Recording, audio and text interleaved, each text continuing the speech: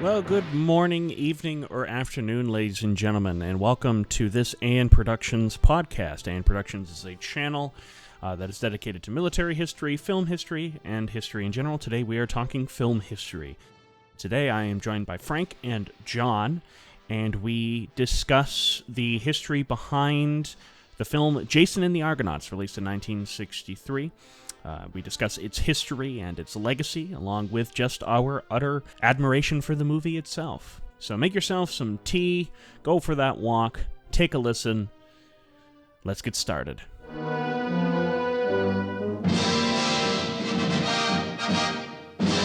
Well, welcome everybody. Today we are talking Jason and the Argonauts, one of my personal favorite films of all time. I'm joined by two random dudes that I just happened to find on the street. I am your host, Adam Noyce, and I'll be joined by Frank. Frank, say hello.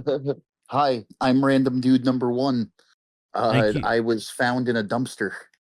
And then also joining me is John Selecchia. John, you've been on my channel before a couple of times. Last time I checked, that is the case. One of the first things that I just kind of want to ask, everyone knows that quote by Tom Hanks. Absolutely. His Oscar speech. Some people say that Citizen Kane is the greatest movie. I say Jason and the Argonauts is the greatest movie ever made. And you know what? Yeah. What makes something the greatest movie ever made, like, number one, it's up to, like, whoever's watching, but, like, universally, if we're talking about, like, classics, it could be anything. It's not necessarily what you would define as highbrow, but there is something just so classy about this movie. Not everything might make sense if you were to, like, pick it apart with a comb, you know what I mean? But that's not necessarily the point. Like, when you're experiencing it as a story, as a fantasy, it's so interesting watching this and sort of sitting back and just feeling and grinning like a child again. Here I am, 29 years old, watching a movie made in 1963 and smiling like I was a 12-year-old again. Yeah, and the best movies do that. That's how I feel when I'm watching King Kong. That's how I feel when I'm watching Godzilla.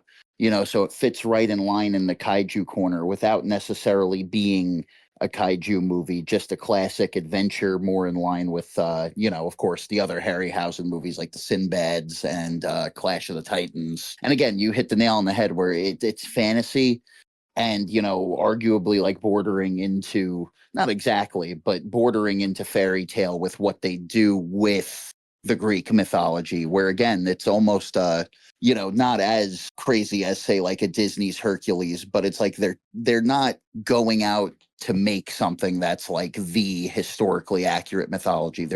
It's historical fiction. They're taking the ideas and doing something that would work well for a movie that could transport people away from whatever their problems were, which again, like even by this was made in the 60s, you notice like the drastic change in the 70s of how serious movies got and how people kind of drifted away from fantasy until 77 with Star Wars. Fantasy was kind of very hit and miss because you had this movie which didn't do well, and then you had, the Golden Voyage of Sinbad, which was very early 70s. Had a much smaller budget than Jason and the Argonauts, and yet that movie did loads of money. It made huge money. But before we get into that, I actually just kind of wanted to ask both of you, like, what is your history with Ray Harryhausen?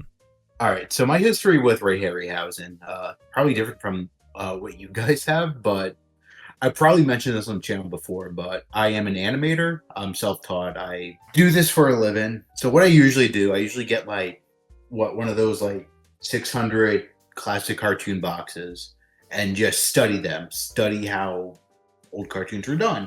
Now, one of the box sets, I think by Mill Creek, there's this one that has a bunch of stop motion animation. I think it was a bunch of fairy tale cartoons done by Ray Harryhausen before like he really got into doing the stuff for cinema. So before like Jason, before Clash of the Argonauts. Clash of the Titans, my bad. So just looking at it, I think it was like Hansel and Gretel was one of them. And just kind of seeing this like very surrealist style to the cartoons. especially for like the 1940s, where I don't think stop motion was really at its prime yet. And this is before Gumby, I think. So Mhm. seeing something as fluid as what he was doing, very impressed to say the least. That's very interesting because, like, I haven't seen it. I've seen his dinosaur works, but I actually have not seen his fairy tale works. And you're right; those are some of the first things he did. I believe those were produced by George Pal. And for people who don't know who George Pal is, he brought us two of the most classic science fiction films of all time. He brought us War of the Worlds, the 50s version, and then also The Time Machine. He brought us. So he's a pal of ours. Yeah, he's a pal. But Frank, how about you? How were you introduced, Ray Harryhausen? Mr. Harryhausen. I got a long history with just stop motion in general. I've always been fascinated with claymation, stop go, anything that is a model being, animated frame by frame. So I think even before Ray Harryhausen, being a child of the internet generation, I think it might have started with Robert Benfer for me personally with the Clay World series, Celebrity Deathmatch on MTV. Because when I was growing up, they were doing their second run of MTV2, where they had rebooted it. But we were talking about it before the recording that King Kong is the biggest influence when it comes to leading me to Ray Harryhausen and just like inspiring me like, yes, I could do this. The documentary that first introduced me to King Kong was called Dinosaurs Fun Fact and Fantasy. It was from the 80s. It's hosted by like this crocodile puppet who sings like rock tunes about how dinosaurs ruled the earth and then, died basically. Very fun, very cool. They have their own stop motion segments that are decent, but they reused a lot of stock footage from Kong and from Harryhausen movies. And it's funny that, John, you mentioned the Harryhausen fairy tale animations, because I haven't seen those, but what they were reminding me of was Willis O'Brien's early animations with Thomas Edison before doing Kong. Yeah. Wasn't there one? There's one called The Dinosaur and the Missing Link. Yep. Which if you watch it, you see the missing link and you're like, that's Kong. So I knew who Ray Harryhausen was. And then AMC would often have like these monster weeks, right? Where they do nothing but play monster movies. A lot of Godzilla films would play on AMC at around that time. Like War of the Gargantuas and Monster Zero were the two that I just remember watching a lot. 20 Million Miles to Earth. They would also play Earth versus the Flying Saucers. You'd see movies of that nature, and I'm like, who is this guy that does the stop motion animation? It was Ray Harryhausen who did a lot of them. And it just sort of led me down a rabbit hole of who this man is and just how much of a genius this man was and how much dedication he had to his craft. And there's something that's so wondrous about it. It looks so artificial by today's standards. The best stop motion to me is Herky Jerky. Even the stop go motion that would come out later, which adds motion blur to it. But there's something about it that's so cool. Like it's just like, I don't know how else to describe it, but cool. And to me, that is exemplified with Jason and the Argonauts. I would also put Valia Guanji on that list because I'm a big fan of Westerns and dinosaur movies, and that blends them together. I actually have my Blu-ray of that right in front of me. We'll get back to it, but with Valia Guanji was the last Ray Harryhausen movie I ever watched. I watched that actually when I was a freshman in college. I was in a very depressed mood. I was very depressed at the time, and I had taped this movie on DVR, and so I'm watching it, and suddenly I'm like, I was gone. I went from being in this horrible mood, this horrible sad mood, to watching that film having the biggest shit-eating grin on my face, feeling like I was a 10-year-old kid again, watching these cowboys lasso a T-Rex. Hell yeah! There's very simple concepts sometimes that could just get you. And it's so simple, and that's and to me that is the beauty of Ray Harryhausen's work. And I'd also put Charles H. Schneer on that because he was responsible for financing and raising the money for a lot of to allow Ray Harryhausen's movies to be made. There's something about the Ray Harryhausen movies that just screams to your inner child. and just reminds you of the wonder that cinema is. They're the original definition of popcorn movies. Yeah, and they're not overly flashy per se, but they're certainly not overly sophisticated movies, as you mentioned earlier, Frank. But they don't need to be. They shouldn't be. They are escapist movies. They are pure entertainment through and through, and that's the wonder of them. And that's what gives it its class and what makes it kind of last the test of time, where it's like, yeah, this isn't necessarily like Citizen Kane, but it could still sit next to that in an archive in terms of like lasting the test of time and having an impact. Again, we seem to be talking about everything but Jason and the Argonauts. One of my favorite things that Harryhausen ever animated in terms of character-wise was a baboon. In Sinbad and the Eye of the Tiger, he animates the baboon almost throughout the entire freaking film. After seeing it for about 5 minutes, you forget that it's a stop-motion animated character and not just a character in of itself. And that's something that Ray Harryhausen excelled at, and what I think makes Harryhausen stand out from others who were doing stop-motion animation at around this time, because there were others. And that's what makes stop motion such an exciting art form, and why I don't think it'll ever, even though I do describe it as a dying art form, everybody who is a stop motion animator, you can kind of tell, it's almost like different guitarist sounds, like, a Harryhausen animation when you see it, a Will Vinton, California Raisins type animation when you see it. I was going to point out a movie that scared the crap out of me as a kid, but now makes me laugh, but no less also has an impact on cinema, mainly for Jurassic Park. But there's a movie made in 1960 by the people that made The Blob called Dinosaurus! ! And that features... Dinosaurus! Yeah, that features a brontosaurus and a T-Rex duking it out in the middle of this Caribbean. That has a lot of stop-motion animation in it. There's something missing from the stop-motion animation. And it's, quite frankly, it's the Ray Harryhausen touch that it's missing. Ray Harryhausen was so good at adding character to his monsters, his creations, like the Cyclops in the Seventh Voyage of Sinbad, which is one of the most iconic creatures ever made. For example, I really like how in Jason and the Argonauts, to bring this back, like when Talos is dying, he doesn't just crumple and fall over. He looks like he's in a lot of pain. I also like the element that it's like he has to learn how to move because he hasn't moved for so long. He straddles these two islands, or like these two bits of land, right? And he's standing there, and he's bending over to pick up the Argo. But as he steps over there, it's almost like he's not quite used to his weight, so he kind of bobs back and forth a little bit until he settles. Yeah, he's righting himself. Yes, and I'm like, this is cool shit.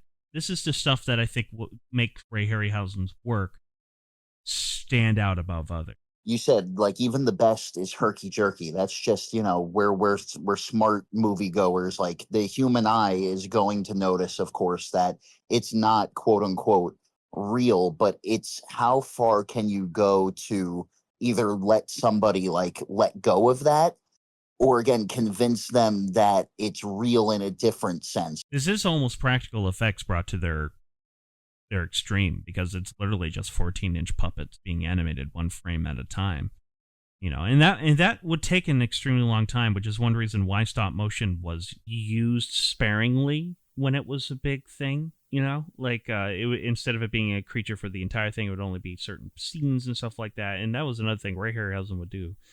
Entire sequences, it's nothing but stop motion and everything like that. And also the incorporation, and him and Charles Schneer came up with like a gimmicky title for it, but it was called Dynamation, which would eventually turn into Dynarama. But Dynamation, which was just the amount of incorporation of live action elements in with the stop motion animation, which hadn't been done before in such a sophisticated way.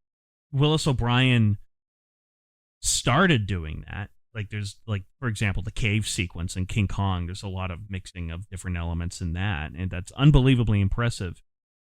But the level of integration that Ray Harryhausen was able to do through his rather creative and simple process of just sort of layering elements on literally an animation table that you get some really cool shots that otherwise wouldn't have been possible. And just updating a lot of the stuff that Willis O'Brien did in Kong, like you said, incorporating the cave sequence where if there's a person on the bottom half of the frame, he was just using pictures of the actor frame by frame. Yeah, it was literally the reverse rear screen projection. Harryhausen had a much simpler solution to that, and that's a lot of that comes from just how much technology had advanced from 1933 all the way to 1963. Now, it is very impressive that Harryhausen largely, except for his last two movies, he worked alone. He was literally working by himself in his basement. He credits that, according to the audio commentary for Jason and the Argonauts, he credits that a lot because his parents were unbelievably supportive of him. And that kind of goes over into the making of these films, especially really early on, with like Beast from 20,000 Fathoms, 20 Million Miles to Earth, It Came from Beneath the Sea, Earth versus the Flying Saucers. Those movies are really low-budget B movies. According to Harryhausen, he would design, because he was an artist, right? He would draw all the storyboards and everything like that, and he would design the armatures, send it to his father, his father would then build the armatures, then send it back to Ray Harryhausen, who would then build, the muscles and add the rubber, and then he would do the animation. So it was a bit of a family project. That's really which is beautiful. It's so beautiful. It really is. One guy did all of this, especially in Jason and the Argonauts. I mean, one guy, and it's unbelievably impressive the amount of feats that were created over and over and over and over and over again.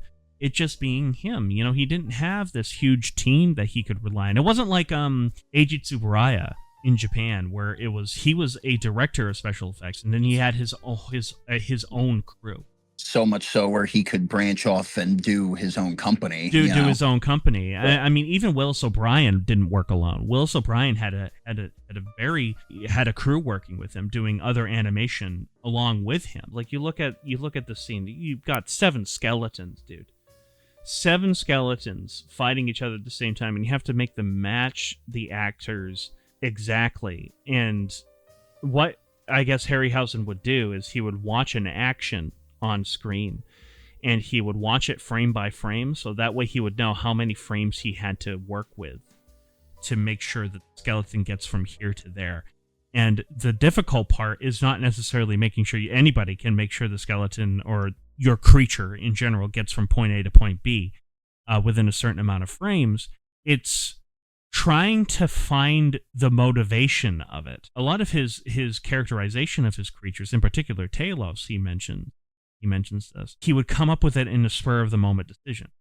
It wasn't ever written down in the script or anything like that. He just sort of would discover the character while he was animating. That's probably a side effect of working alone. Stop motion animation is not for the lighthearted. Especially that you're like not only like doing stop motion animation, but the fact you're doing it in a hybrid type of way, like having to animate over live action. Up until the 7th Voyage of Sinbad, Ray Harryhausen was mainly doing work for B movies.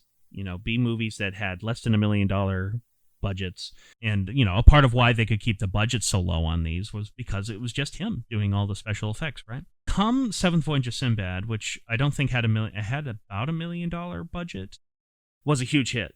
7th Voyage of Sinbad is what made Ray Harryhausen and Charles H. Schneer's career was how successful that film was and how legendary that movie is in Cines today. But then, they would make Mysterious Island, Three Worlds of Gulliver's and stuff like that. All of them decent hits done with relatively low budget. And usually the money was brought to them by a company called Columbia Pictures, which is the one with, the Statue of Liberty lady. Jason and the Argonauts is a little different because Jason and the Argonauts, according to Wikipedia, it says is an independent film.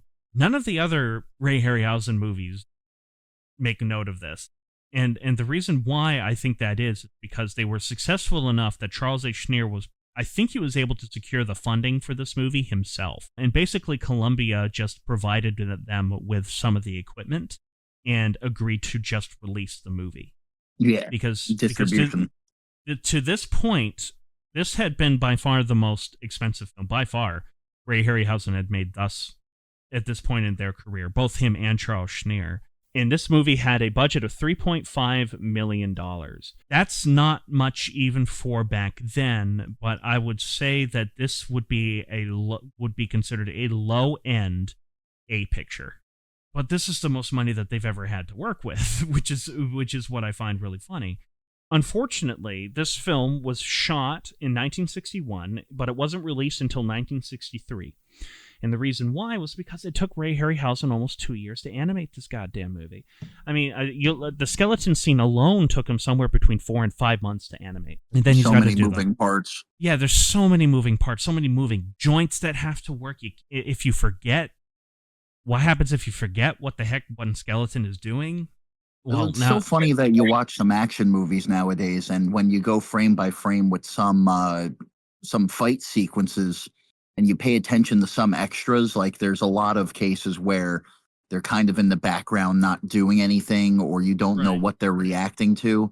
And then you got a guy like Harryhausen, like you mentioned, who's going frame by frame watching the actors to make sure that, again, for integration's sake, for, you know, the audience believability, we got to make sure every skeleton is doing something unique, something exclusive to them, so they're completely immersed into the frame. And I think that's one reason why Ray Harryhausen is credited in this movie as being an associate producer, which he was, as well as the creator of special visual effects.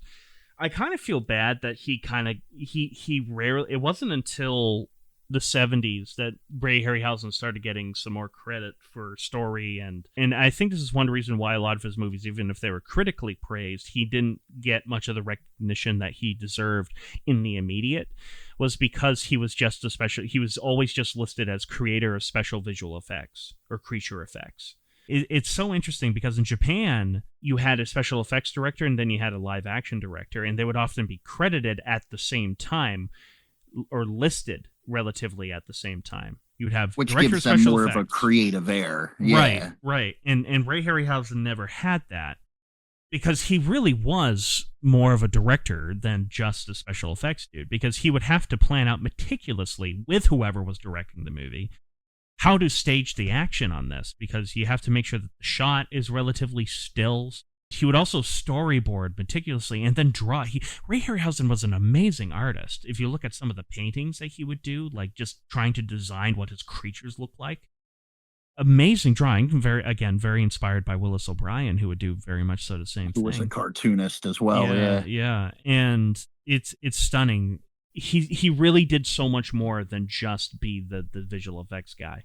It's also the movie magic of back then, where I think James Rolfe put it best, where it's like nowadays you got DVD commentaries and documentaries up the ass, where back then they were a little bit more, it was almost kind of like a magic act where, you know, a magician doesn't reveal the secrets, and also just where, you know, unless it's like talked about in a newspaper or a fan magazine somewhere, like where would this information go out?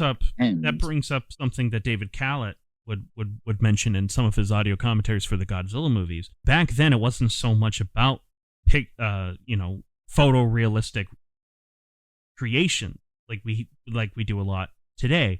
It wasn't so much admiring that, oh wow, look how realistic this is. It was more admiring in understanding that it's not, and the beauty of the artistry in of itself, which is very interesting. Jason and the Argonauts fell into something very unfortunate, because it was released in 1963, and there was another big movie that was released in 1963 that not only kind of trounced any other sword and sandal-esque movie, which the Italians were pumping out left and right as well, and Jason and the Argonauts is way better than most of the other Italian sword and sandal movies, which were, you know, would take place about the same time. You had like the Mighty Sons of Hercules. The Sons of Hercules was a series that was being made in Italy at around this time.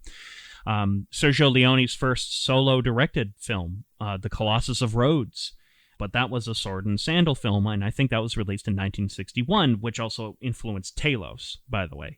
Ray Harryhausen saw the Colossus of Rhodes and basically took the statue of Colossus and turned it into Talos.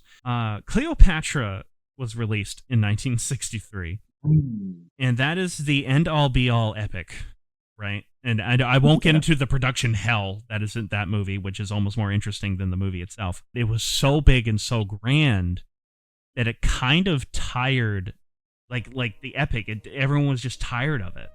It blew all the others out of the... It's kind of like what E.T. did to The Thing in Blade Runner, where people were just... Well, not exactly, but kind of similar. I think. Well, I can't really agree with that, Frank, respectfully, because it wasn't so much like that. It was just people were just now tired of seeing the sword and sandal movies. The Avengers Endgame is actually probably the better example of better comparison. Endgame, everyone went to see it, everyone loved it, but after that, suddenly superhero films started getting tired for a lot. People were just tired of them. They just wanted to move on.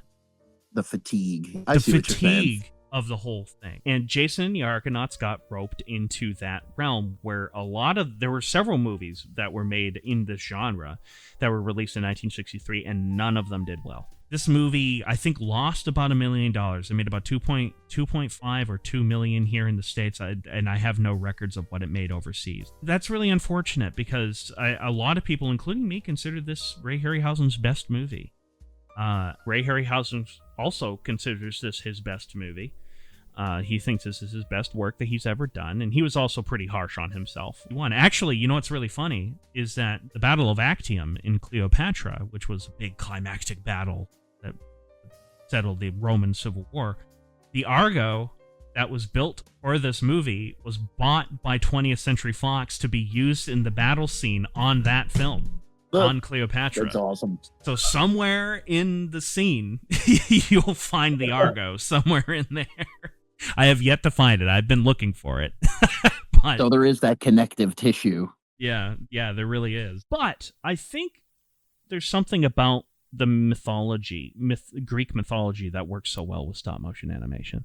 Well, even with the Greek mythology too, like going back, a lot of their lore, if you will, is told through architecture, through statues, and to have something like Talos, it's perfect for stop motion animation because he's bronze. He's already made of, stone or metal, where that kind of, jerky stop motion look works to the advantage of he is stiff, but the animation is not. You know what I mean? It's part of that personality. Right. There is a weird kind of historical kind of significance to that, where it's like the mythology is quite literally coming to life through the architecture. That's actually a very good point. I wasn't even thinking about that particular thing, but you're absolutely right. One thing that I really want to kind of note about this film, and I think Jason and the Argonauts suffers from this a little bit more than some of his other films, but this film kind of feels kind of episodic to me. It does. It feels like it could be a really excellent series if expanded further.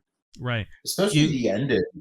Where I feel like I wish they would just establish it more. Because you know how it just ends with the two guys and they're just like, we'll save it for another day. I'm like, I just wish it just continued. That other day came. Yeah. And actually, John, I'm glad you mentioned the ending because they had full intentions of making a next story. Because Jason, there's Jason and the Golden Fleece, and then there's Jason's return to Thessaly. Because this movie didn't do well, they never got to make that second part. Actually, I believe this is a little bit by rumor, but they were actually going to do a crossover. They were going to do Jason has to team up with Sinbad. That would have ruled. It would. Oh yeah, it would. I would have been like all over that. Now that's the Avengers that you're mentioning. That would have been the end game. Kind of speaking of Avengers, the one reason why this story kind of feels episodic is because the story in which it's based off of is very episodic. Right? This was kind of the Avengers of Greek mythology. All of those people mentioned in this film that don't really have a role within the movie, but they're mentioned by name, like Euphebus and Hercules in particular. All of them were well-established people in Greek mythology beforehand that had their own stories in of themselves. And Jason was like all of those mythological characters coming together into one epic. He was like their Nick Fury, like, I gotta get a crew together. I gotta get a crew together. With a tomb. Kind of, yeah. it's a very liberal interpretation of Greek mythology. I think the most liberal Ray Harryhausen ever went with Greek mythology was the Kraken in Clash of the Titans. That wasn't Greek at all.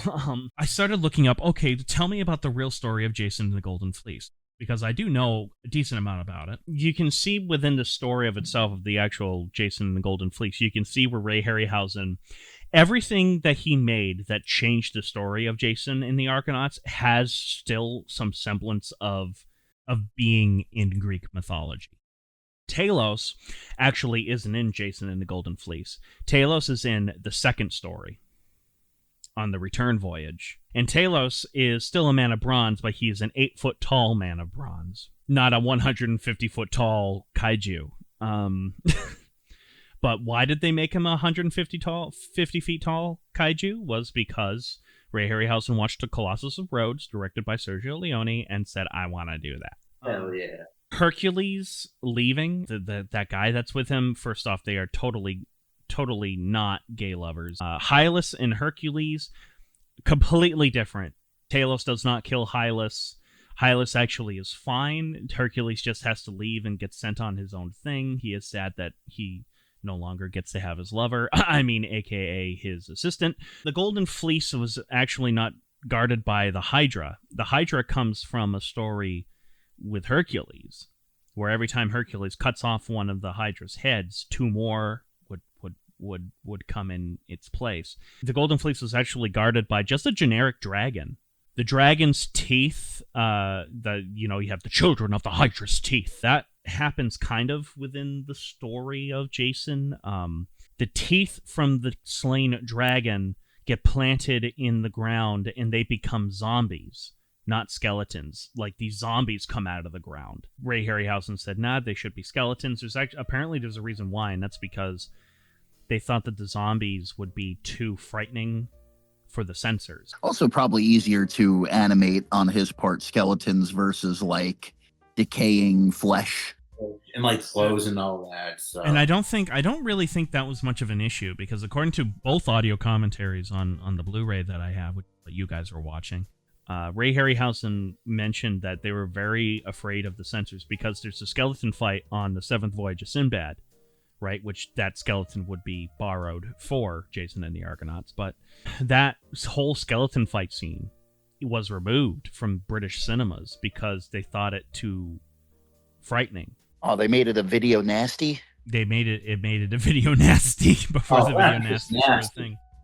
And so Ray Harryhausen settled for making the skeletons look evil instead. He gave them... They have a very furrowed brow. And I'm like, that's not what skeletons actually look like, but who the hell cares? This is fantasy. You're in for the ride. So something with Harryhausen movies that I think a lot of them kind of have is that they were basically, in terms of the director of these movies, these weren't auteur films. I mean, the closest you can get to auteur would be Harryhausen. Right. Nowadays, we describe them as Harryhausen movies, but they weren't really like, say we were talking about Peter Jackson's King Kong remake. Like, that is an auteur film. Like, he is the driving force of that, which is, impressive when you have such a huge crew like that. But in this case, we were talking about 10 million BC. Don Chaffee, like, they collaborated a lot, but Harryhausen, especially nowadays, as time would tell, is the master behind it. He's the name that we remember from these movies.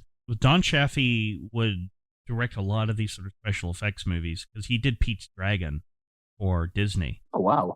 As well. I didn't know that. Yeah, he did.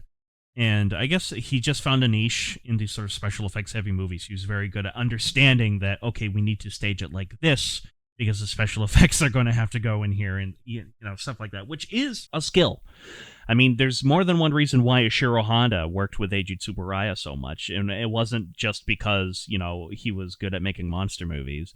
It was because he was good at understanding, okay, the special effects, the scene needs to be shot like this because the special effects are going to have to go here, and we've got to match the shot here. There's a reason why they would do this. And Don Chaffee, according to Ray Harryhausen, was the best director he ever worked with because according to Harryhausen, he just knew how to capture action with the stop motion animation stuff. He was just very good at cutting stuff together and making it work. He would later go on to say he really did not like working with the director of Clash of the Titans because they fought over several creative decisions in terms of the staging of the action. And Ray Harryhausen wished he went back to Don Chaffee to direct Clash of the Titans because he was so good at combining the action elements with the animated elements with the live action elements. But yeah, a lot of these movies were just a director for hire. These definitely weren't auteur films. They were just get in, helm this project enough to make it made, get it done competently. That's essentially what these were. In fact, a lot of the directors for Ray Harryhausen movies, like Nathan Juran and stuff like that, had very impressive careers when you look at their IMDb pages, but it was on television, not for movies. Like Nathan Juran, Don Chaffee, even, a lot of Twilight Zone, a lot of Perry Mason, a lot of sense. Some of them would direct a lot of Gunsmoke and stuff like that. They worked on television. There is something in this film that I don't think this film would have worked as well without it, and that's the music score by Bernard Herrmann. Good. He scored 4 of Ray Harryhausen movies. He scored The Seventh Voyage of Sinbad, Mysterious Island, 3 Worlds of Gulliver, and this film. He was a name I was really excited to see pop up in the credits because, as familiar as I am with this movie, the score was not. I told you I was paying very close attention to sound design this time around, so that includes score. And I mean, Bernard Herrmann is a legend. I mean, you got Taxi Driver, legend. You got Psycho, I believe. He did a lot of the Alfred Hitchcock movies. Well, speaking of Psycho, it is really interesting because apparently, I don't know if he was bored or what when it came to this film, because this film it uses a lot of his previous music in other films, but just retools them a little bit, like what Ifukube would do for a lot of the Godzilla movies. But you have Psycho, right? Psycho is made with nothing but stringed instruments. There's no percussion, there's no woodwinds, there's nothing. In Jason and the Argonauts, it's the opposite. There's no stringed instruments other than a harp at all. It's all brass and wind instruments. It's very it's horn heavy, which is perfect for these kind of movies because you want it to be very grand. But very grand, yeah. Oh no, you could. I'm looking up the name right now. The score is very. Who did the 10 Commandments and Ghostbusters? Elmer Bernstein. It's very Elmer Bernstein. I can see that. Yeah, I can see that. Bernstein was also a great composer at around this time period, but I think Bernard Herrmann's score really is what I think you have 2 things that make this movie look bigger than what it really is, and that is the special effects and then the score. The score helps sell that this is a grand adventure and an epic in of itself. I mean the opening credit music, that score lives rent free in my head.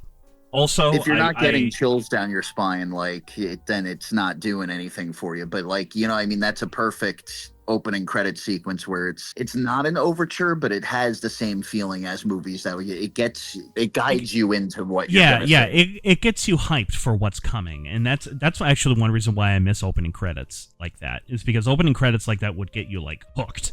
It gets you ready for the adventure you're about to go on, and now we don't really, opening credits aren't really a thing anymore. But it's like a lost art.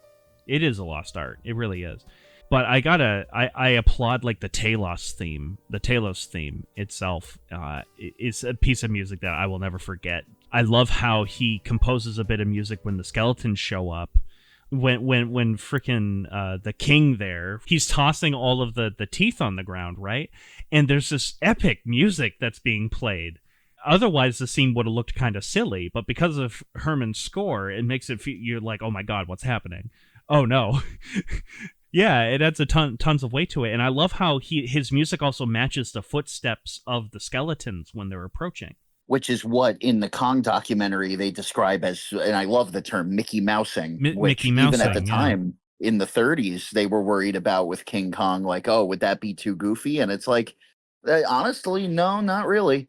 It just kind of adds to the personality of the movie where, I always think of the native chief when he's stomping down to the crew. Oh, yeah. And it's following every single step. I wanted to note the music, because I think the music is a very important reason why, in particular, Jason and the Argonauts works. Like it just paves the way for where we are in film history today, where again you see the evolution of sound fit. Like these kind of monster movies could really only exist in the sound era. Like The Lost World existed and it looked amazing, but like once you started adding roars, once you started adding a full-on score, which again Kong popularized, like you go back to 1931 with Dracula, there's really only music in the opening and end. I also really love the music when Triton shows up to stop the clashing rocks. It's just a perfect example of editing all of these special effect shots together with the live action, with the miniatures, with the actual crew on scene, with stuff that's been shot on a set. And it's all criss-cutting together, and for the time, it's criss-cutting together extremely well, especially when you have Argos screaming, "Pull, pull, until your hearts crack and your backs break." I say that more in my everyday life than I like to admit. I just can't imagine what editing this movie must have been like. Again, in God. pre-digital editing makes my head spin, and that's another department that we got to give major kudos to, because I've been saying it since the beginning of the podcast that the flow of the movie is what really, you don't feel in and out necessarily, but it stays. It's like a wizard in Lord of the Rings. It arrives exactly when it needs to and stays as long as it needs to.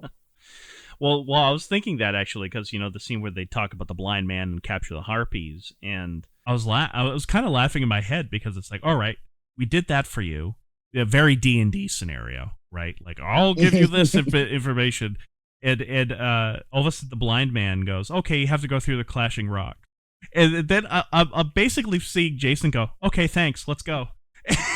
He just takes the guys and leaves, and I'm sitting there like, okay, yeah, all right, literally, there's no bullshitting around here.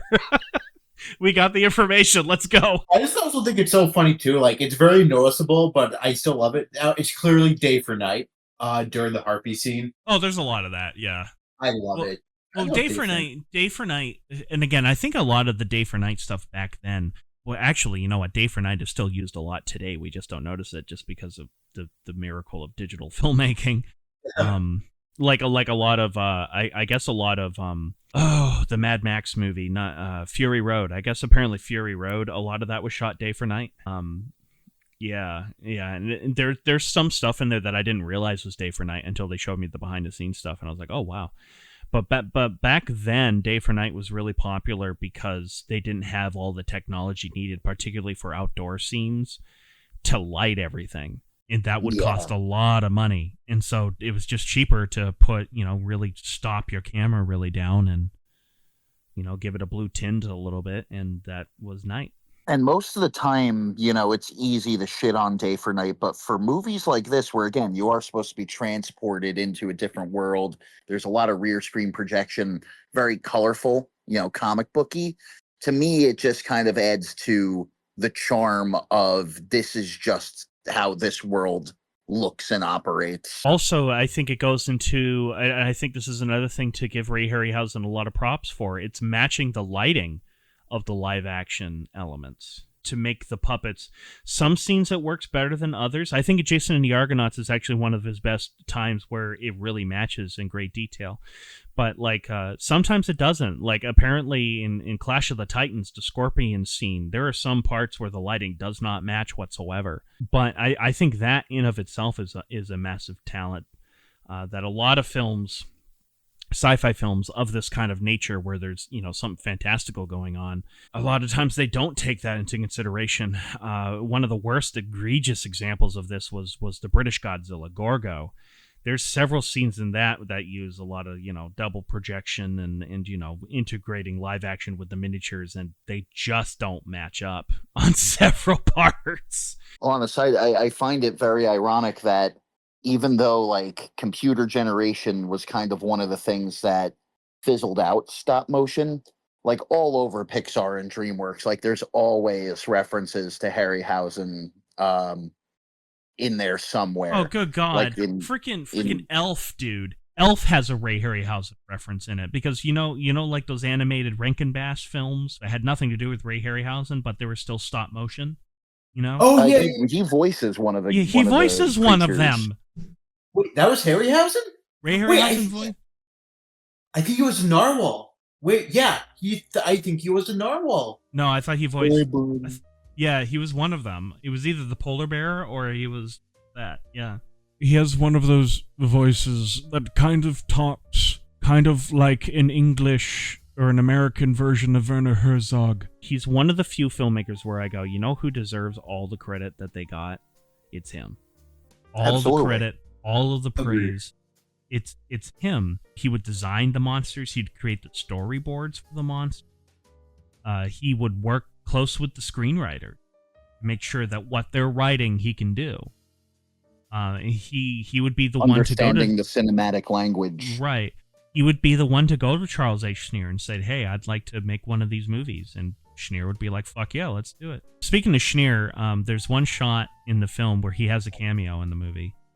And that's just because they didn't have any extras for that day. And Schneer said, all right, give me a toga and I'll be your extra. And it's the scene where Talos has just he's reached underneath that little gap and he's trying to grab some of the people. He runs his hands through the sand and then stands up. There's one of the Argonauts that then runs like hell into the ocean while Talos is walking behind him. That's Charles Schneer, apparently. Run for your life. That's so fun. Just because they didn't have any extras that day. So he said, fuck it. Give me a toga. He's like, you know what? It's a pretty hot day anyway. I could use the toga. I could do it. I could use this. Which is so That's relatable. What filmmaking's all about. That's so relatable. Exactly. In of this stuff, like the shit that I shot with you guys when when I was in New York. That's what makes all filmmaking the same. It's maddening, but yet it's also unbelievably entertaining at the same time. Do you guys have a favorite monster? Do you guys what's your favorite scene? I think I'm with you on the Talos scene for sure. Highlight of the movie for me. I agree. So this is a bit of I don't want to say a nitpick, but kind of irrelevant. I know we were talking about this before the podcast, but I didn't know Patrick Troughton played the blind man, and that is so baffling because I'm looking at pictures. I'm like, holy shit. Yeah, that's Patrick Troughton. I could tell by the fucking nose. I'm like, yeah, that's him. I could tell by the voice. I could tell by the voice because I was like, oh, that's the guy from The Omen that gets the spear through him. I don't know. I just think Talos will always be my favorite Harryhausen creation. It's just so iconic. Like that head turn, dude. That head turn. Also, just watching all the people dive off the boat as well. It's just such beautiful chaos. Yeah. Or the one guy getting crushed underneath his foot. Yeah.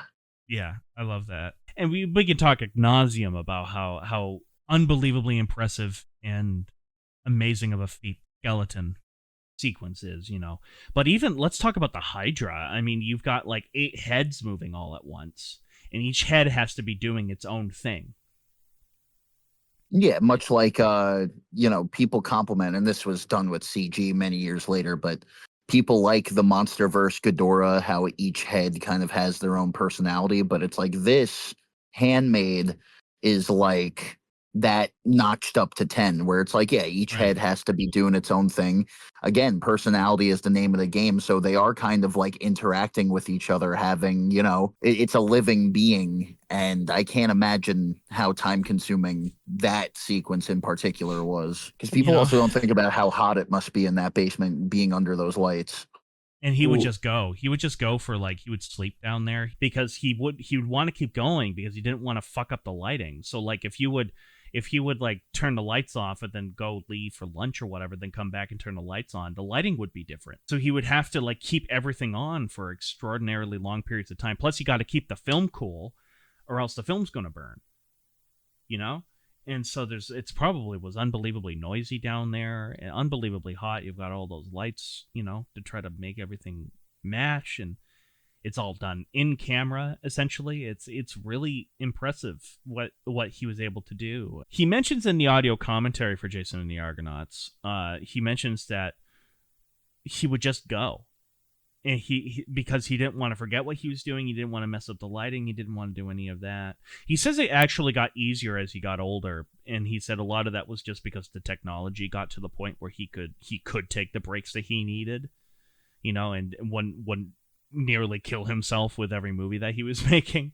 Beyond just a cinematic achievement, beyond just an artistic achievement, it is a life achievement. Definitely a 10 out of 10, and is, sealed itself in the annals of film history. One that deserves its spot.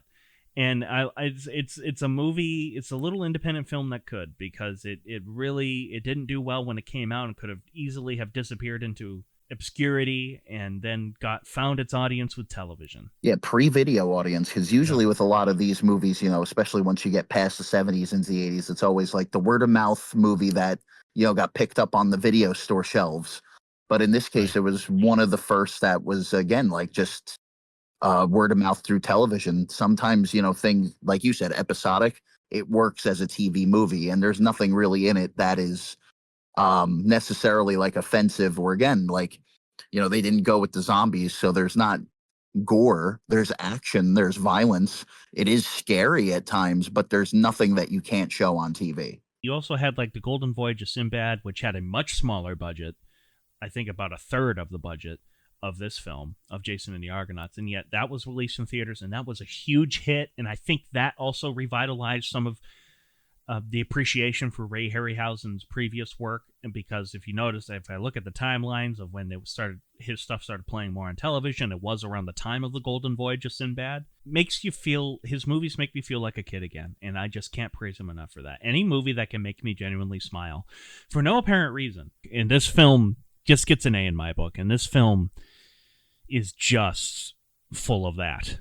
And I agree with you, Frank. 10 out of 10 for me.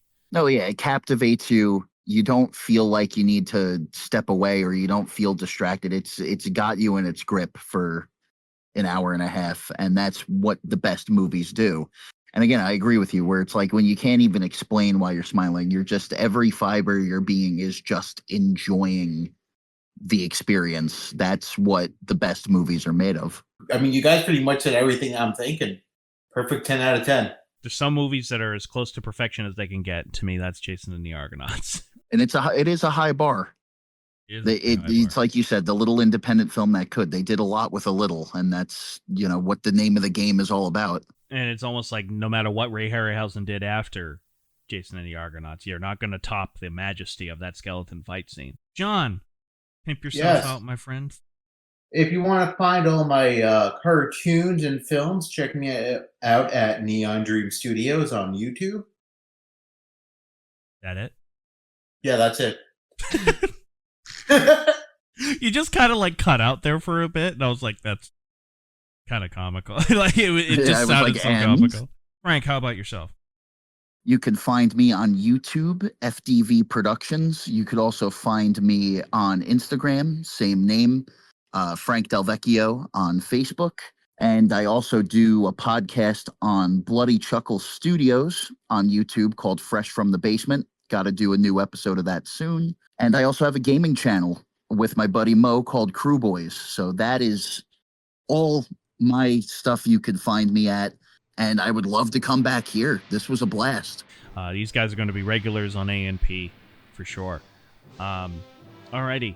Well, ladies and gentlemen, thank you very much for listening to us ramble on about a movie that is well over 60 years old. So, everybody, take care, have a good time, and peace out.